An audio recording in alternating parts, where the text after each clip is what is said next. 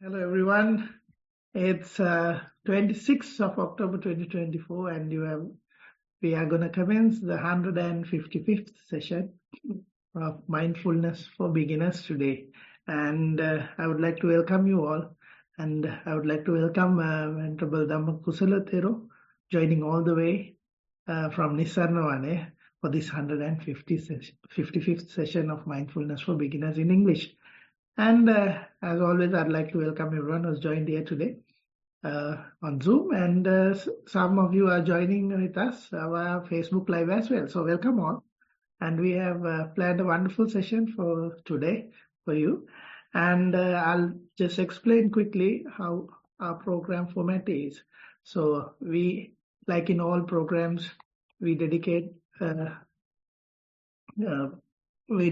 time to practice mindfulness. So in this program also we'll start with the practice, and then Swami Nuansa will do a talk. So he'll explain the topic for you, and we are continuing last week's topic today as well, and which will be followed up by a Q&A session where you can ask your questions, forward your questions to Venerable Bhante, and then we will take some time to read your submitted reports as well. So that's how we're going to conduct the program today. So without delaying any further, I'd like to invite Omagama Dhamma Kusala Thero to conduct the practical session. Swaminathan. Hello everyone. We are having another session of our Mindfulness for Beginners program. Today I thought we can start the session with a small activity which is somewhat related to the topic that we are about to discuss. So this activity actually is going to be a discussion regarding our daily things and maybe the repetitive things that we have to do in our daily lives. For this, we would really appreciate if you can turn on video and participate for the discussion. That way, I think we can make this activity much more fruitful. That's the idea. So in order to start today's discussion, this is what I would suggest. Now, let's say our daily lives, we have a variety of things to do. Maybe much of them are repetitive. And when you think about your mindset while doing them, you have certain kind of aversion towards these activities. Let's say your daily chores, you have to do it every day, and it's not the best of your time. And usually you do it with a certain level of aversion, right? Then let's say you have to go shopping, do your dishes, all those things you do, but you do with a certain kind of aversion in your mind. So these type of activities, these repetitive activities, these chores, they are a great opportunity for us to practice mindfulness. Mindfulness is more about enjoying these repetitive kind of daily activities. It is about how to appreciate those moments more. All right. So let's discuss about your daily schedule and certain kind of repetitive activities that you have to do. Maybe like cooking, maybe like doing your dishes, maybe washing clothes, all those type of things. What type of a mental status we have while doing them, and how to make them more enjoyable. Instead of feeling like, they are work, can you make them a play? Right? That's the very idea. Now, how can we enjoy these type of activities more and more? How can we make it a play instead of work that we do repetitively? That's the idea. So I invite you to share your thoughts about this, and we will see what comes up. Who would like to start? I can't see the raise hand options on this crazy device. Tarendu, can you see? I can see, but no one's willing to talk, I guess. No, no one's willing to talk. Okay, Mihiri. Yes, Mihiri, you can unmute now and share with us. අවසරයි බන්තේ. You are muted, I guess. This view would be better, I guess. Yes, sorry. Okay. Right. Wait up, Bante. I will find. අවසරයි Bante. Yes, daily chores have become less of a problem now since starting to try to be mindful. Just concentrating on what I have been doing at the time has made life a lot lighter.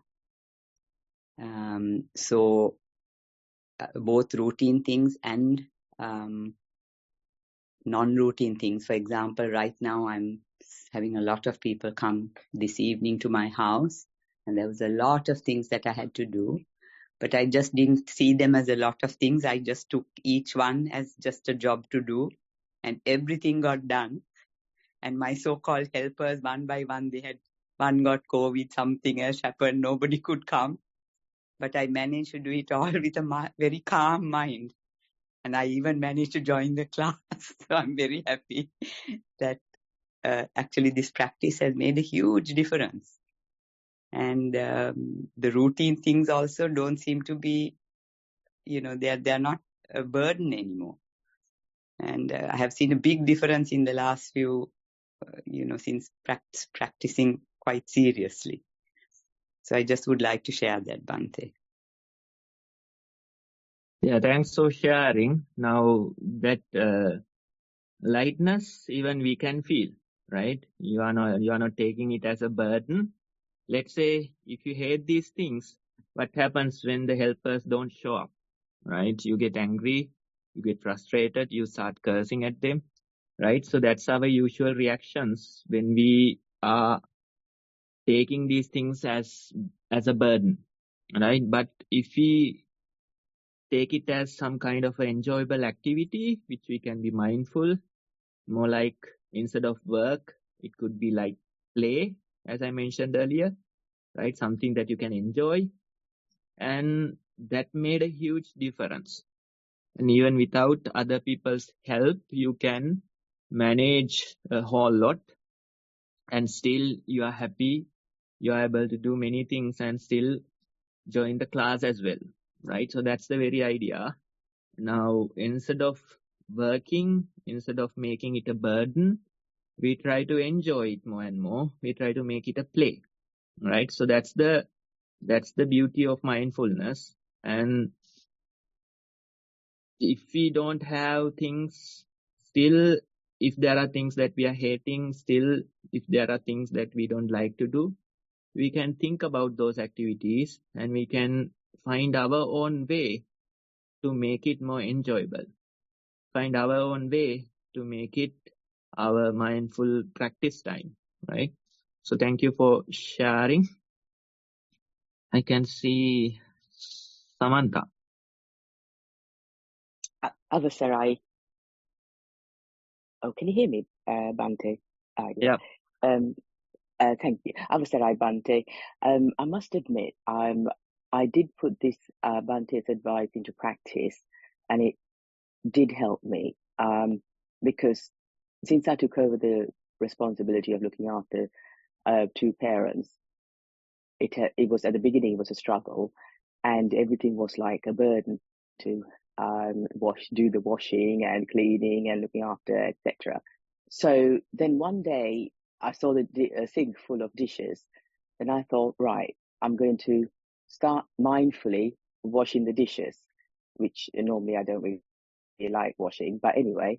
So one by one, the sink was full, and I just focused my attention on the dishes, washing each thing, the water falling, and looking at the dirty dishes, and then putting the clean dish back onto this what do you call it, where to dry, etc. So as I did that, my mind became very peaceful and calm.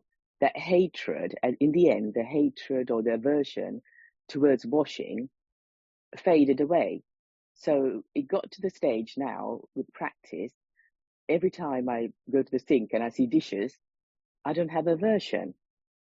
In fact, I quite like it in a way because it gives me a peaceful mind after washing the dishes.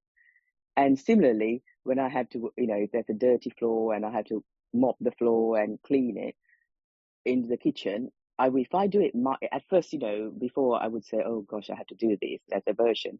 But if I sort of like take the job in hand and mindfully do it, I'm able to sort of like have a peaceful mind. And then afterwards, when it's clean, I feel happy that I've done it. And it's, I was able to sort of like do it without aversion, peace. And thank you, Bhante. So I'd like to share that with you, Bhante. Yeah, thanks for adding that. Now, when we think about looking after parents, that's one of the most wholesome things that we can do, right? Because it's like you are trying to repay them for what they have done. Still, you are not able to do it, but at least you try, right? So that we know that it's one of the wholesome things to do. But what happens when it comes to the reality?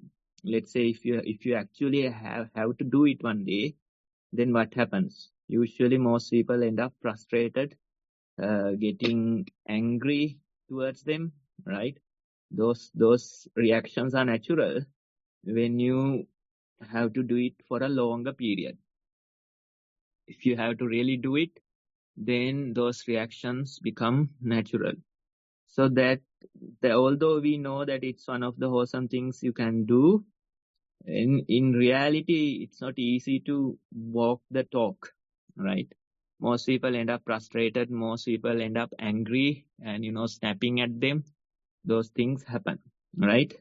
But if you approach it differently, like you said, if you approach it differently, then it too can be an activity that you can enjoy, right? Approaching a sink full of dishes in a different attitude, different mindset, and try to enjoy that, that's a whole new approach to life.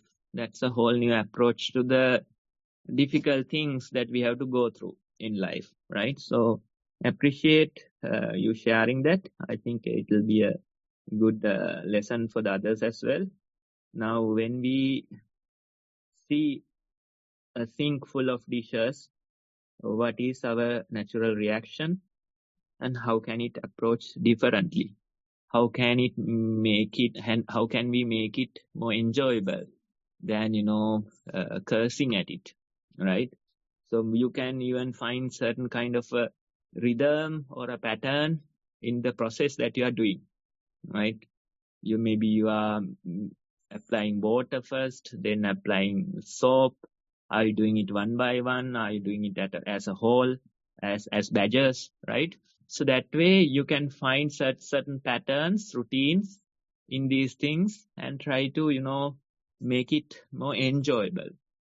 What I'm saying is it's not easy to do it in reality. Although we discuss like this, when we go into reality, we get that natural reaction, aversion, that reaction we get. So we have to find our own unique techniques, unique tools to make them more enjoyable. Find patterns in them. Try to see how these things are done. Notice the sensations. Notice the feeling that you get when you clean a dirty dish, right? So that way, how can we make these things more enjoyable?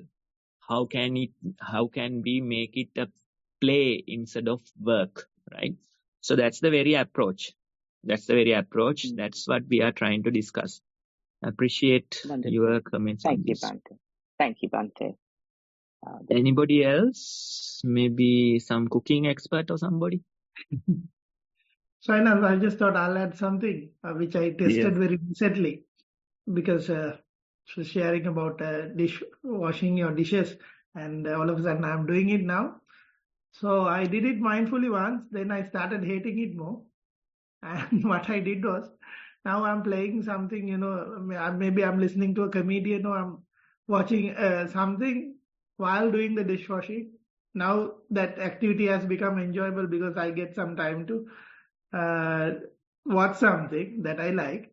But in the meantime, I've noticed I'm doing the dishes as well. So there's no complaints from my wife. So I thought I'll just add that part to the discussion. Whether I'm doing something wrong, I'm just playing around with it. So I call it unmindful washing, and I think it's working so far. I just wanted to add that to the discussion, Swaminathan. Yeah, I think you made it a play. That's the comment you are making. Forget about mindfulness. At least you are enjoying that time with your own way, right? So that's a good approach. Maybe listening to music, or maybe doing a dance while doing the dishes, right? I don't know, right? So that's simply making it a play instead of taking it as a burden, right? It might not be totally agree with the mindfulness, but still it's good to have a different approach, different mindset doing these type of things, right? So that's the very idea. In the meantime, I'm also thinking, how about the repetitive things in my life? For example, whatever the things we do here in a monk's daily routine, everything is repetitive, right?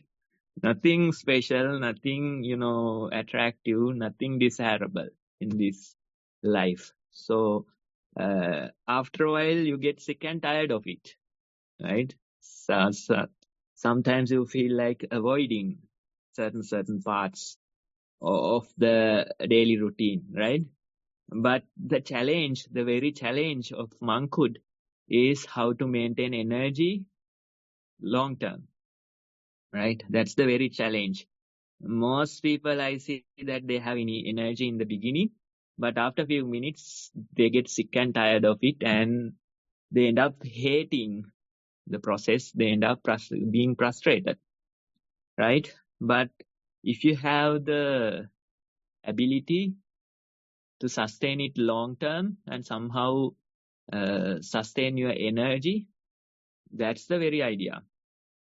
That's the very challenge in monk's life, because everything is repetitive. Everything is boring. You wake up early in the morning, you meditate for a couple of hours, you go for breakfast, you come back, do some discussions or something. If Lokuswami Nasa is available, otherwise we get holidays, right? Then go back on Pindapath around, then do some duties, have a lunch, then afternoon meditation hours, chanting Vandana, then tea. After that, 2 more hours of meditation. That's the whole schedule. Every day repetitive, same type of schedule, right? So going through it few years, you get sick and tired of it. But if you have the strength to sustain it, if you have the ability to sustain your energy long term, not in short term. Short term, most people, they have energy, but within couple of years that energy vanishes. But if you have the ability to sustain energy long term, that's out of this world ability that you have, out of this world interest you have, right? So that's the very idea. Even in monk's life, everything is repetitive, nothing colorful, nothing attractive, nothing desirable, right? So how can you approach that type of a lifestyle, and how can you find peace within it? That's the struggle. That's the journey that a monk is going through. Same goes for the lay people, I guess. They too might have certain holidays, travels, once in a while, but most of their lifestyles are quite repetitive. Go to work 5 days per week, do your home things during the weekend, then again go back to work on Monday, right?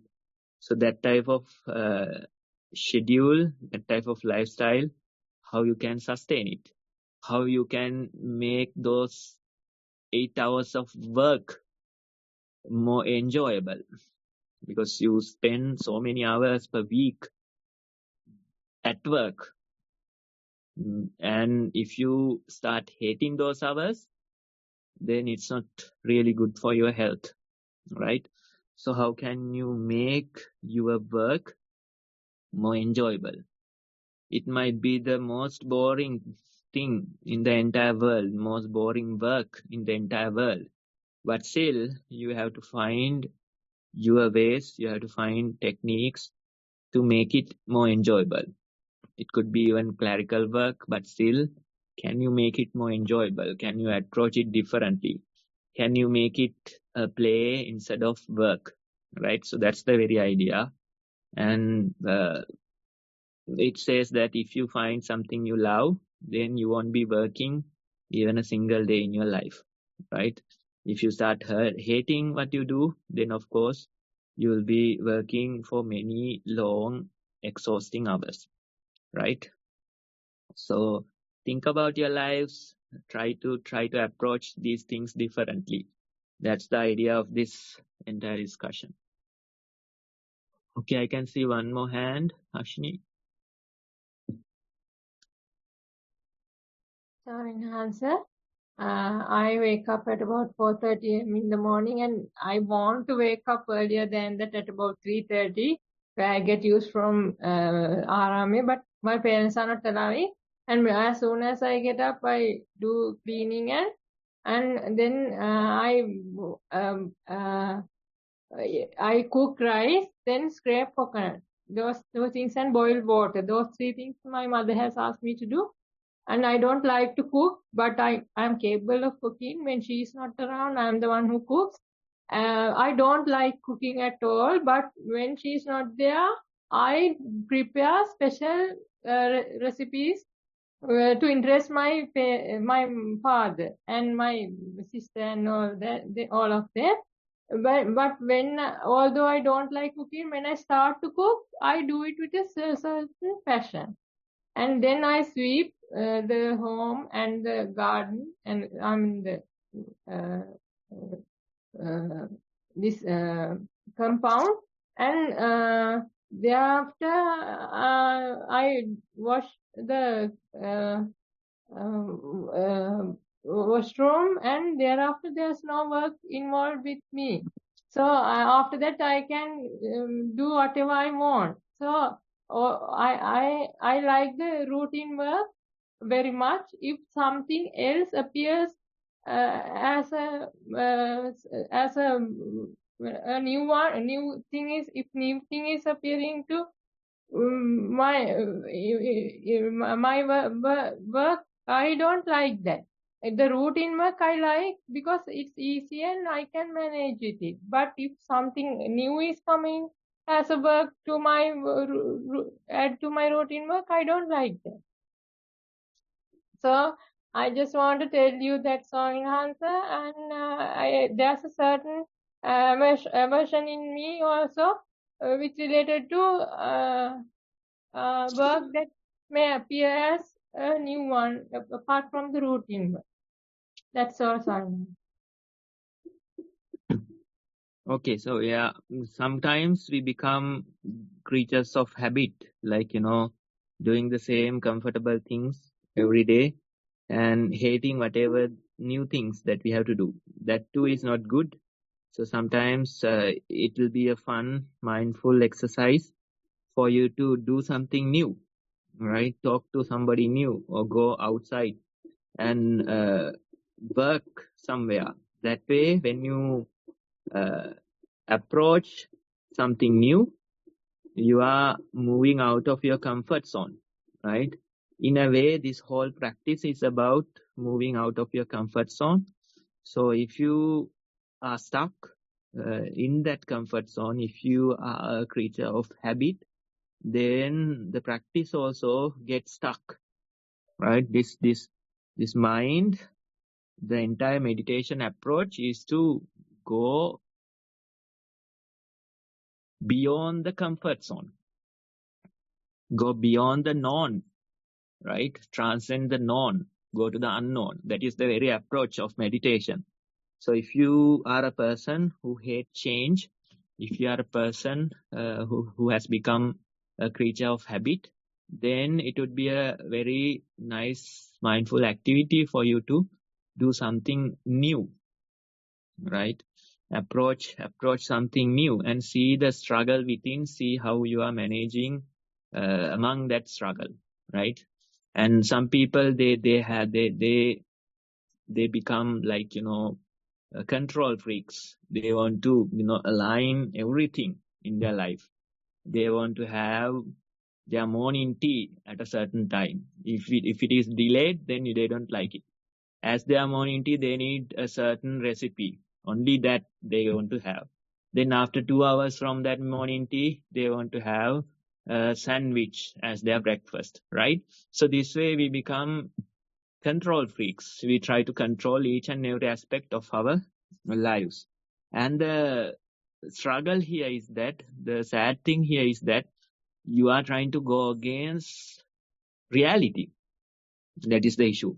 In reality, there is only chaos, right?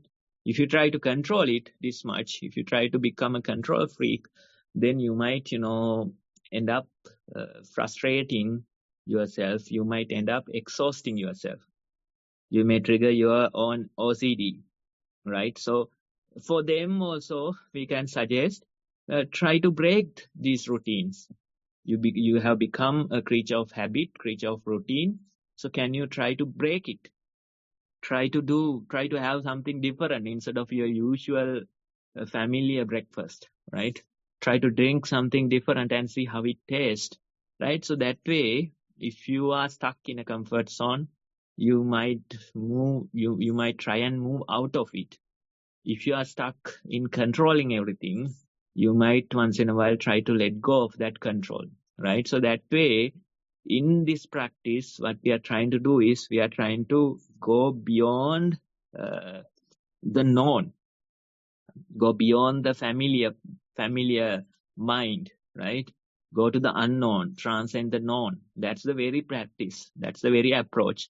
So when you break your routines, when you accept chaos for a change, then you realize it is uncovering a whole new part of your mind, right? So that way, try to approach these things differently.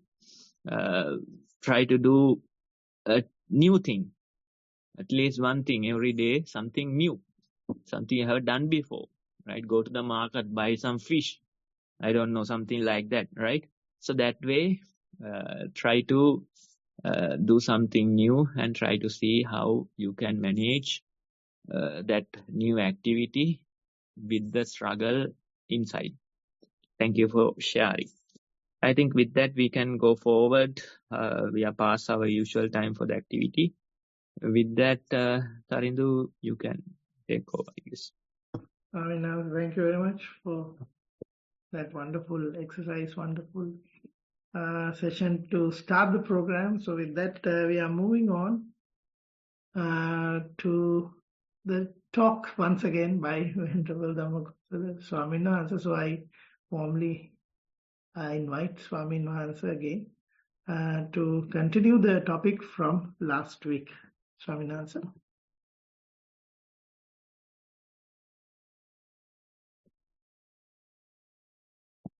Okay, so last week we started this new topic. It's something about alcohol. There was this alcohol analogy in that, but we explained the idea behind it and how we can really relate it to the practice that we are doing. So if you joined last week, you got the idea. And today I try to reveal some new part of the same topic, right? So last time we discussed being tipsy, right? It's slightly intoxicated, right? So when we say slightly intoxicated, it is somewhat similar to the word play that is used in philosophy, right? How can you make it play instead of work, right? For this, kids are the best example. When they are little, when they are not grown up, whatever they do, right, they make it a play. Let's say talking to somebody, they giggle and talk. They make it a play, right? Running, going somewhere, they don't just go. They run and they stop. They wait for their parents, again they run, right? That way they make it a play, right? Eating something, not simply eating or trying to, consume it. Instead, they somehow make it a play, right? Maybe waiting somewhere. They don't feel like standing on their feet. Instead, they try to do a headstand, right? So that way, these young children, they approach life as a play, right? When you look at a child, you feel like they are slightly intoxicated, right? It appears like they are slightly intoxicated. They are always laughing, giggling, talking non-stop. So that type of behavior, usually the children are showing, right? So when we grow up, what happens? When we grow up, our parents influence us. The society influences us, right? Then our teachers influence us, right? That way, when we grow up, usually we are stuck in a certain kind of a cage. This cage is not physical. Instead, in our own mind, as concepts, as thoughts, this cage is built, right? We think that we shouldn't be changing these concepts. We think that we should be only approaching these type of thoughts, right? So that way we are creating this kind of a cage in us as concepts and as thoughts. And whenever you try to do something out of the ordinary, then your mind doesn't allow. And if something happened, you look around to see whether anybody is watching, right? Suddenly, when you grow up, all the fun that you had as a child, or the way you approach life as a play, that disappears, right? You become so serious. You become a serious creature. Whenever somebody talks to you, you take it so seriously. Whatever happens in the surrounding, you think about it so seriously. And whatever the activities that you do, things that you have to achieve, right? People in your life, everything, you take them so seriously. So this seriousness can really kill all the fun. This seriousness makes this life dead weight, right? People are suffering with this. You can see the dead weight. You can see the baggages that they are carrying. Even the face, you can see the burden in that face. Even their behaviors, you can see they are burdened so much. Even the bodies move as the bodies are carrying so much burden, right? So this way, you can see this seriousness is killing all the fun in this life. this seriousness making people, dead weight. This seriousness, they take it for this entire world kind of a responsibility. They think that they are responsible for the well-being of this entire world. They think about the climate change and they try to do something about it. They think about poor, even at least once in a while. They try to do something about it. They think about crime and how to control it. And they think that the Third World War is about to happen, right? And in their minds, they might be thinking, okay, Israel, they have attacked Iran and it's going to happen, right? So that way, they are carrying the entire world on their back, trying to be so serious, trying to take this life so seriously. It's like they are the one to save this world.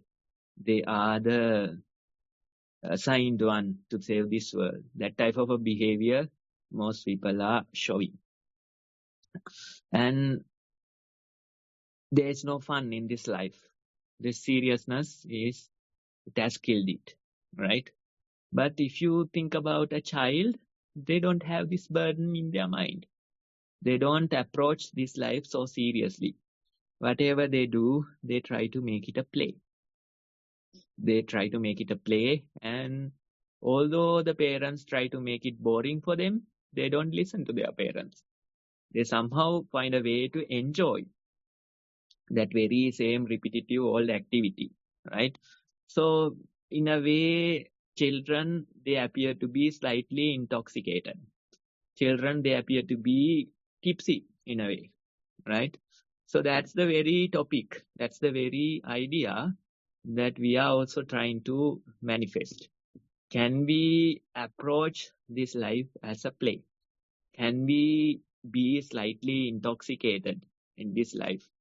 Can we enjoy this life, letting go of this seriousness that we have, right? So that's the very idea. That's the very idea. So let's say when you are new to this practice, you are like a person who is carrying the weight of this entire world on your back. You act like you are the savior. You are the one. That way you act. But gradually, when you develop your practice, you start to enjoy your life in the present moment. That very enjoying the life in the present moment, that is the very idea of play. Let's say you are playing a piano, right? You say you are playing it. You don't work it, right? Music, when it comes to music, you play music. You don't work music, right? So that's the very idea. The idea behind music, the idea behind dancing, it is to enjoy the process, not to finish it, not the end goal, but to enjoy the dancing process, enjoy the playing music process. That's the very idea. And you can go and see an orchestra. And when you see a world-class orchestra, you can feel how much those people are enjoying that moment. They don't try to, finish it quickly. They don't try to, jump their gun with it. Instead, they wait for the proper moment and they do their bit. They enjoy that moment to the fullest. And even the crowd, they get the same vibe from the orchestra. Even the crowd, they start to, get intoxicated with the music. Even the crowd, they start, finding a rhythm in that music, right? So that way, this life becomes a play. When you go see an orchestra, you see it as a play. When you go see dancing, it's a play, right? When you see children, they appear to be playing with this life, right? We adults, we try to be so serious. I have met some people, it's like they haven't met anybody light-hearted in their entire life, right? They are too serious and they have met too many serious people in their lives, right? They too take the life so seriously. They take it like the entire world is behind on their back, right? It makes their life dead weight. And if they find somebody who takes the life light-heartedly, if they find somebody who takes the life as a play, they don't like that person. They don't like that approach. They end up hating that person. They end up finding a certain kind of aversion in their mind towards that person, right? But the mindful practitioners, they train themselves to make this present moment more and more enjoyable. Most of the time in your present moment, you don't have precious, most important activities to do. Instead, they are repetitive. Instead, they are uninterested menial activities that we have to do every day. But how can we find play in those activities? How can we enjoy the moment in those activities? That's the important idea that we have to get. For that, we have to be slightly intoxicated. That's the topic that we are having. That's the title of this topic. For that, in order for us to enjoy the moment, we might have to be slightly intoxicated. If you try to take it so seriously, if you try to do this activity perfectly, then you might not be able to enjoy it, right? So in a way, you have to let go of that control freak kind of nature in you in order to enjoy the activity, in order to be slightly intoxicated. You can't try to make it 100% accurate. You do it, you enjoy it, and at the end of the day, you have done a good job. That would be enough. That would be enough. You don't have to do it perfectly. Let's say doing the dishes. If you try to, scrape everything, every dot, make it perfect, then it might be a whole new struggle. But if you are enjoying that moment, maybe you have some music playing in the background, forget about mindfulness, at least you are enjoying that part, right? And even maybe you find a rhythm in the activity that you are doing, and doing dishes, you find a routine in that. That way you try to enjoy it, make it more enjoyable, make it more appropriate for you, right? So that way, when you try to approach it, you might not be able to do a perfect job, but still you'll do a good enough job, right? So still you'll be able to enjoy the activity. You won't exhaust yourself with that perfect type of approach, right? So that way we have to approach the life differently. We have to approach these little tasks in our daily lives differently, because this task is the only task you have at the moment. This is the point of control, right? You don't have any other point of control. Whatever the task in the future, you have no control over them. Whatever the task that you did yesterday, you have no control over them. This is the only point of control, right? Or the point of power. So why not do this task with a more present mind? Why not approach this point of power the way it should be approached, right? That's the very idea. Because whatever the other activities that you plan to do tomorrow or day after tomorrow, currently they are out of control, out of your power. What is under your power, what is under your control is the task at your hand, right?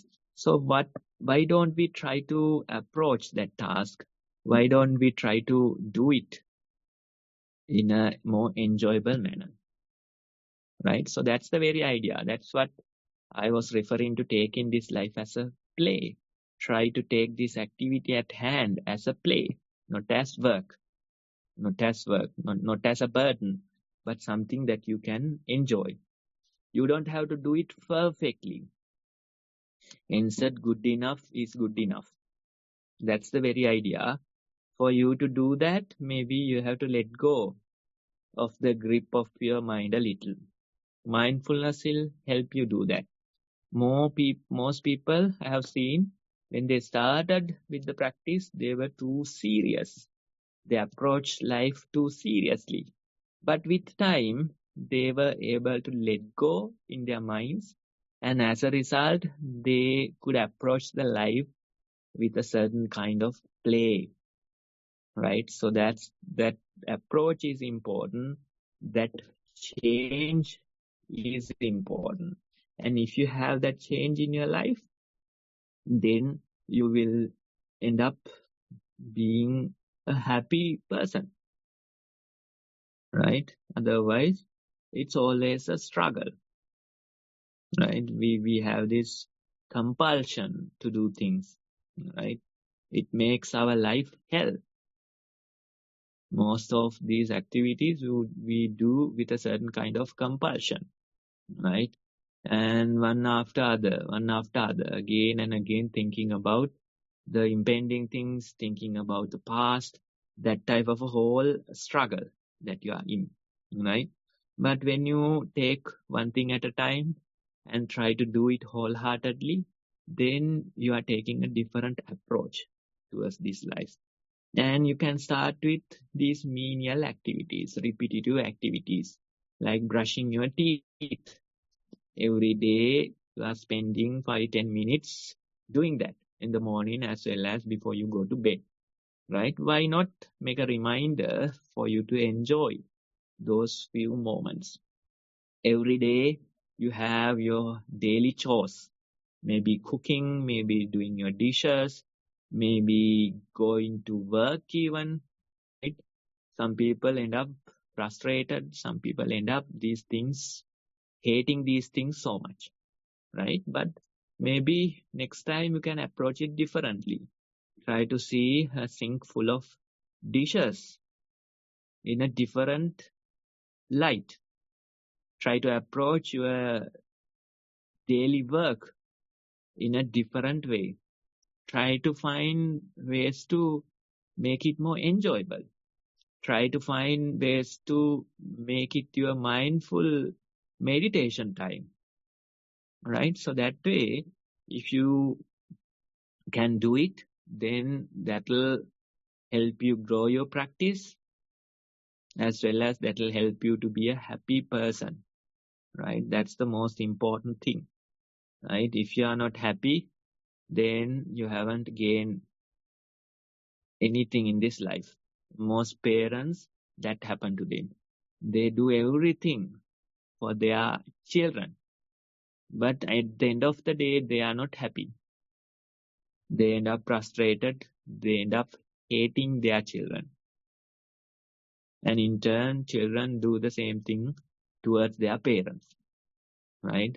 And the parents will say, I have sacrificed my entire life for them, and still I'm not happy.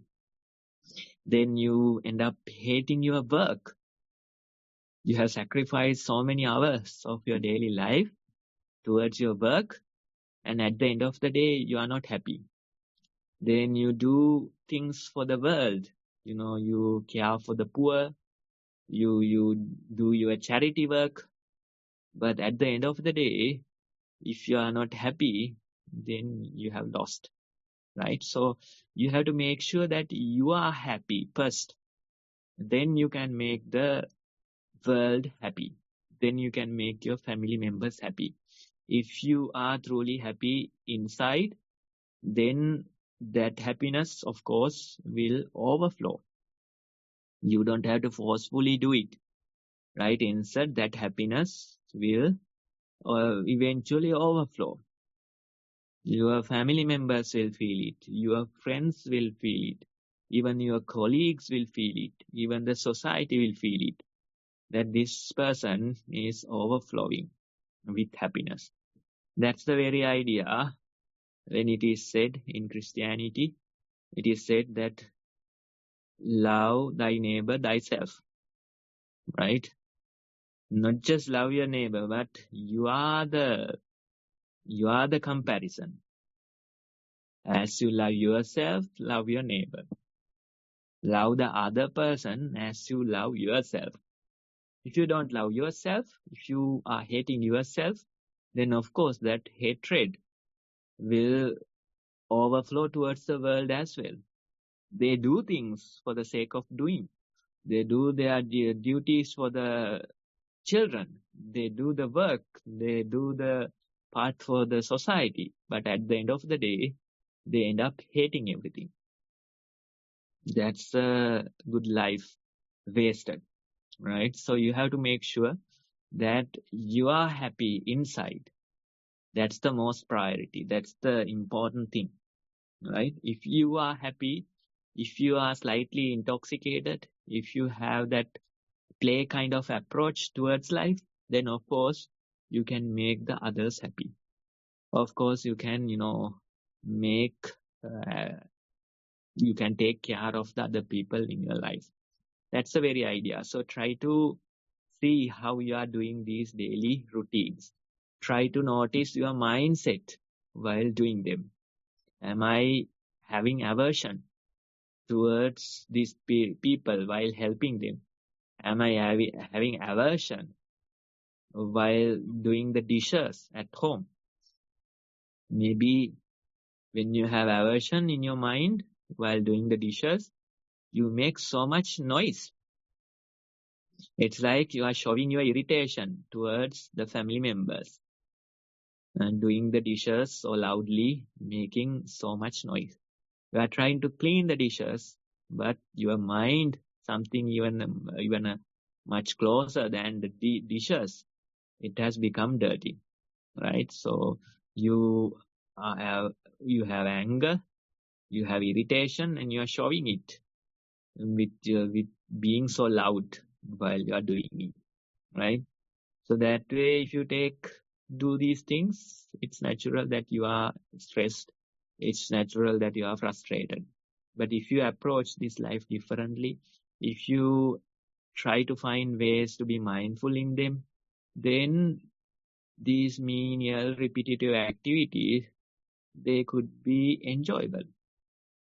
And even the entire life, whatever it is, doing your work, caring for the family members, doing daily chores, whatever it is, still you can approach it as a play, right?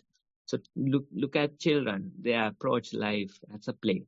They seem to appear slightly intoxicated, right? If you can approach the life that way, then you can find something so precious in the present moment.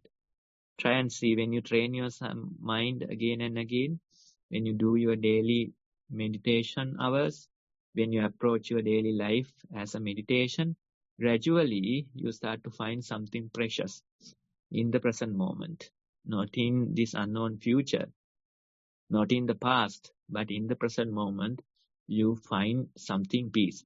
And you found it at least into a certain level, you feel so much peace within. That's the important part. That's the real idea of this practice. That's why this practice becomes the top priority out of everything. Even the family members, they become second priority. Even your work, it becomes second priority. Even whatever the things you do, it becomes second priority. Because the top priority is to have the peace within. If you have peace of mind, then everything else will be taken care of. If you don't have it, then at the end of the day, you have lost, right? So try to notice whether you are making this the top priority, whether you have peace within. That is important. If you don't have, then you might have to take some extra effort. You might have to approach this differently and see how can you make it more enjoyable. So that's the idea. I hope you understood the idea behind this drinking analogy, and thank you for listening. Thank you very much, Bhante. And with that, we are moving on to the Q&A session, and we will be reading out your reports as well. And to do that, we have Lushani here today. So welcome, Lushani, and I'm handing over to you now to conduct the session. Thank you, Dharanveer. Avasai Bhante. Before I read the reports, I'll do a quick screen share of what needs to be done in terms of daily practice. I think, can you all see my screen? I hope I'm doing the screen share correctly.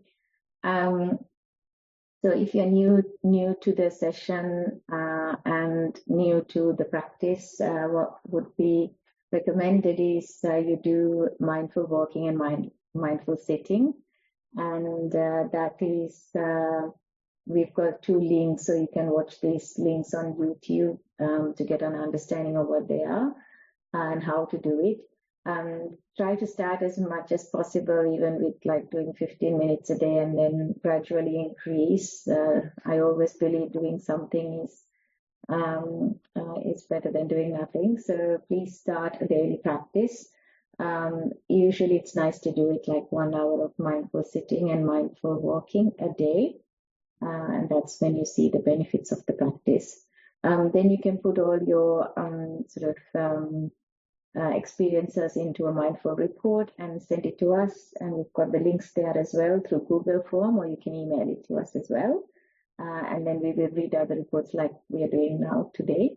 And then we read it out. You can ask your questions, and Bhante will give you further guidance on the practice as well as answer any questions you have. So I hope that was useful.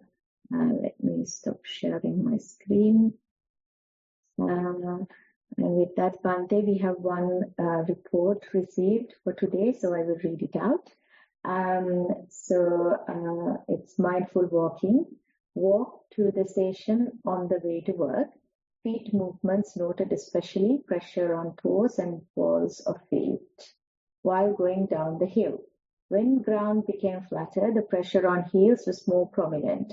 From time to time, other things also noted along with feet movements, such as cold air touching face and hands, sound of passing vehicles, rustling of leaves on tall trees, flow of traffic at the crossing, etc. Body weight felt mostly on heels while standing at crossing. Also felt vibrations from walking movements in the body. Walk for 20 minutes. Mindful sitting. Sat on the cushion in a comfortable position. Noticed the breath initially and streams of random thoughts came up. Kept observing and no interest in proliferating. Attention returned to breath while thoughts continued to flow in the background. Subtle breath experienced as rhythmic. Cannot remember much after that. Came out of the session when awareness of prominent breath noted. Sat for 45 minutes. Mindfulness during the day. Noting how some firmly held beliefs are softening. Mind notes the amount of energy used to hold a specific view. When that tight energy passes and the mind experiences calmness, that feels more peaceful. This was noticed multiple times in the past few weeks during interactions with others when there were opposing views. Conflict of opposing views takes up too much energy, but when mind returns to neutral space, it feels energy efficient because it is not pulled in different directions with restlessness or agitation. Not sure if this makes any sense.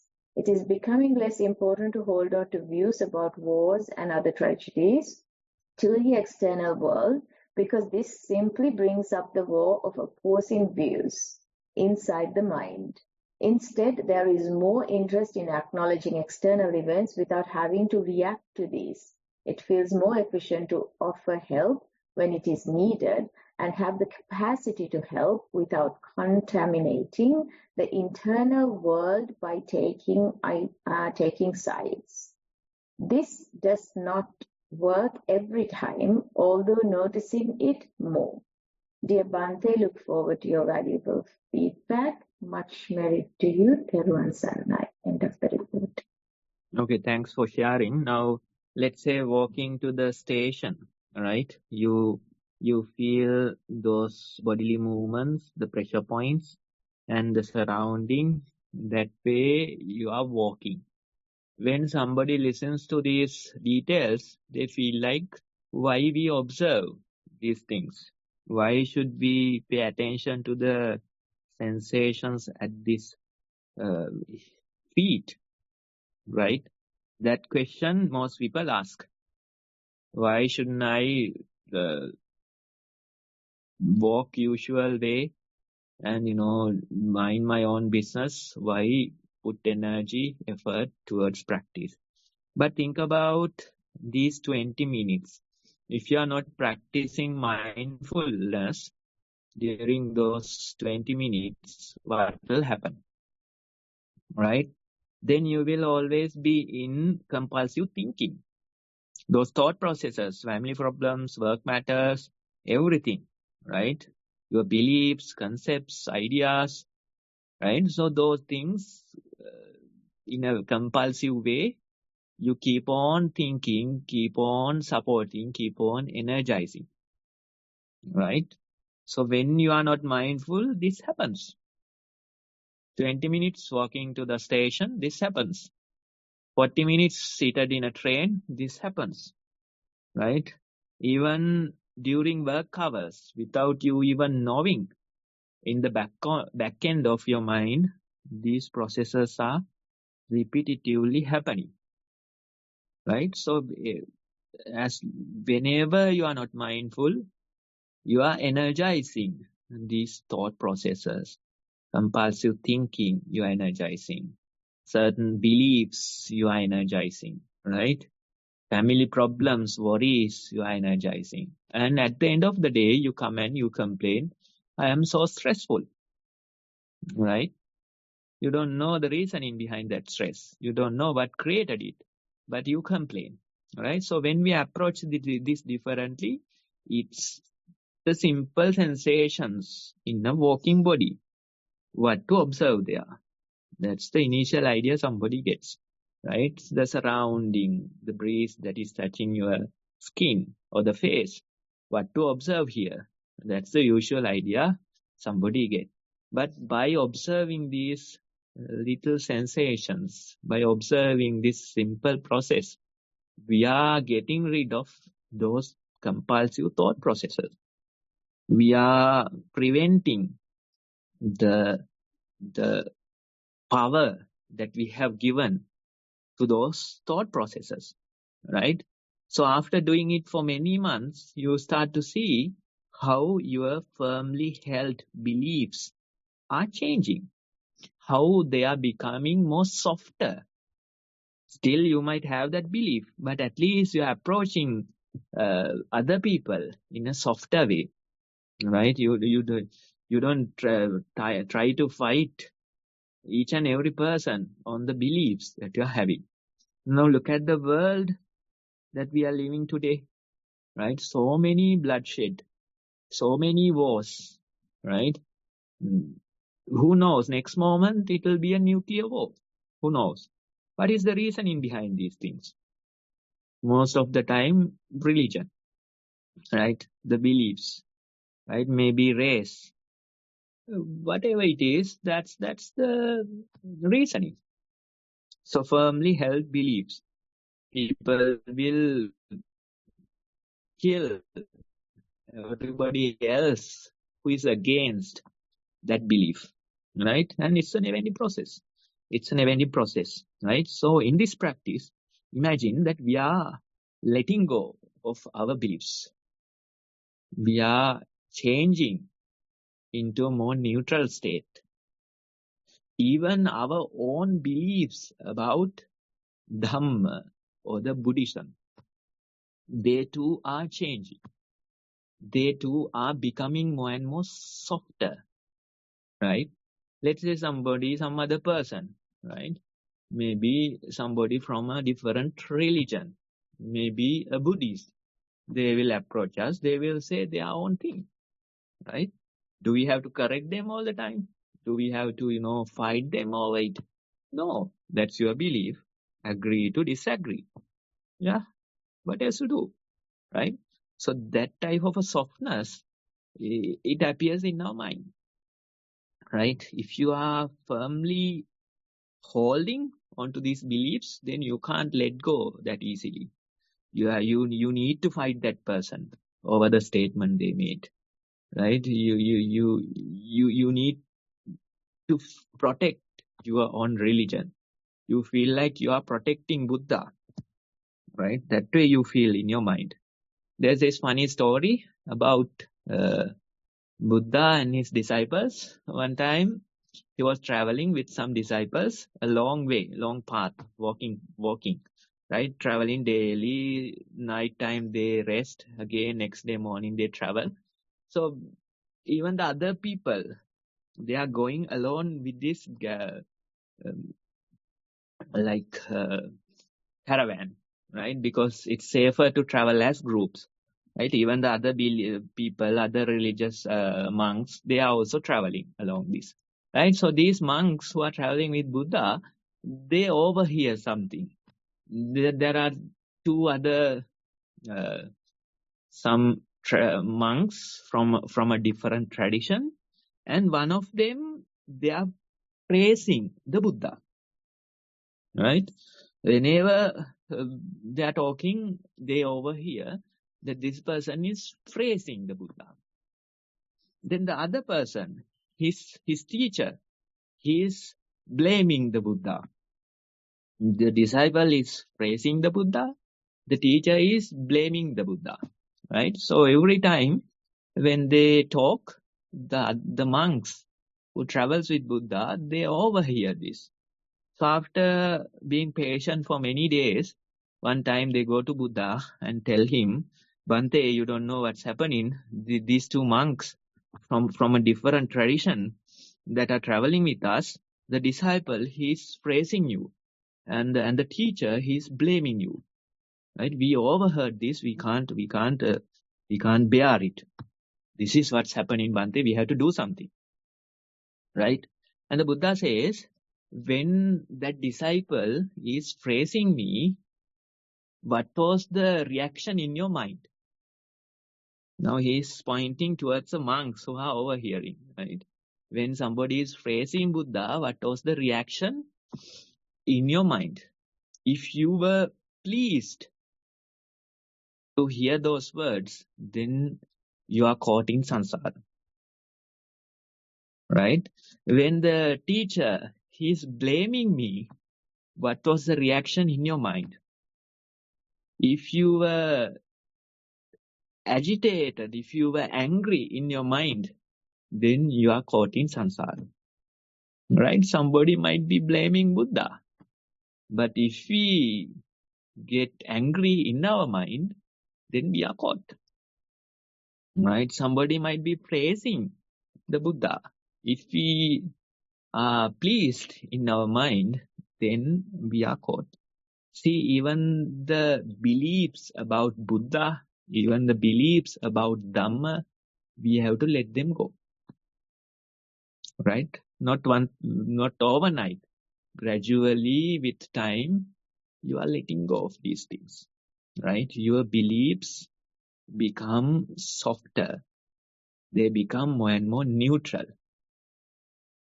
In a way, it feels like this person, he doesn't have a backbone, right? This person is agreeing with everything the other people are saying, right? Somebody comes and tells their own opinion. Oh, you listen to them. It feels like you agreed with them. Then another person comes and gives a totally different opinion. That too, you are listening so attentively. It felt like you agreed with them. But at the end of the day, you neither rejected nor agreed, right? That's the very approach That's the very practice, right? Whatever the mind objects that appear in our mind, we are not rejecting them. We are not accepting them as well, right? You neither reject nor accept. You simply watch it like a statue, right? Like a dumb person, you are looking at it. Like a blind person, you are staying there. Like a deaf person, you are staying there, right? Like a weak person, you are staying there. Like a dead person, you are staying there, but fully attentive. You see everything, you hear everything, you know what the other people are doing, but you stay like a statue. That is the very meditation. You neither agree nor reject, right? Can you maintain that level of neutrality in your mind? For a beginner, of course, no. But with repetitive practice, when you do these type of like formal sessions daily, 20 minutes of walking, 45 minutes of sitting, when you approach it that way, when you continue for a few months, then you realize my firmly held beliefs are becoming softer, right? They are changing. And I am saving so much of precious energy, right? Otherwise, arguments with other people, fighting our own beliefs, right? Trying to save the religion, trying to save the race, trying to save the country, trying to save the school you went to, trying to save the university.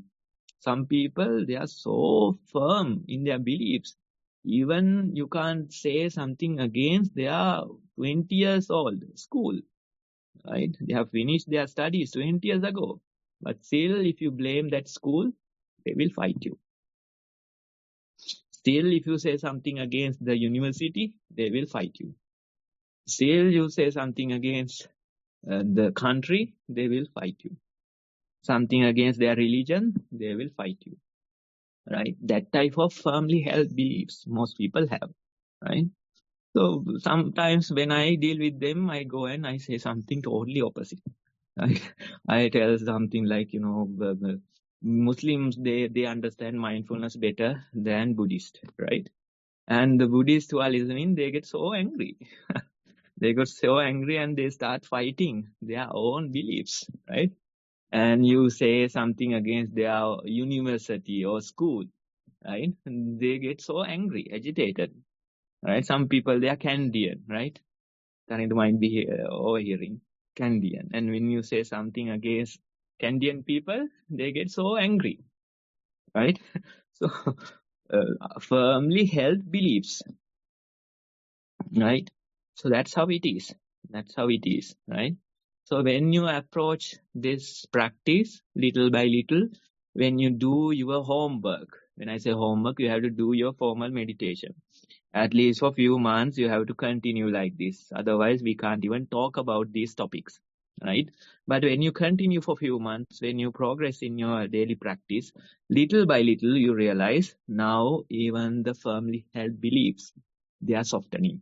And as a result, you save so much of your energy and you become energy efficient, right? You can pay attention to the real things in life, important things in life, right? You can do your work more efficiently because you are not wasting your energy. You have much more free capacity in your mind to absorb whatever that comes, right? That's the very idea. So thank you for sharing it. This is evidence for even the other people who are new here. They too can do this change. They too can become so efficient in their minds.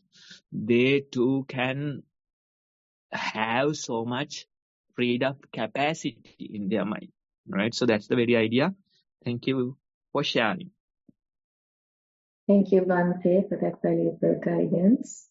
Now that's the end of the reports. Anyone who has any questions, please raise your Zoom hand and you can ask your question from Bhante. Anyone has questions today? Doesn't look like there's questions today, Bhante. Yeah, that too we can take as a positive sign. No question. So, yeah. I'm in a new setting today. Here we have a power cut. Some repair work is going on, so I have a totally different new setting here.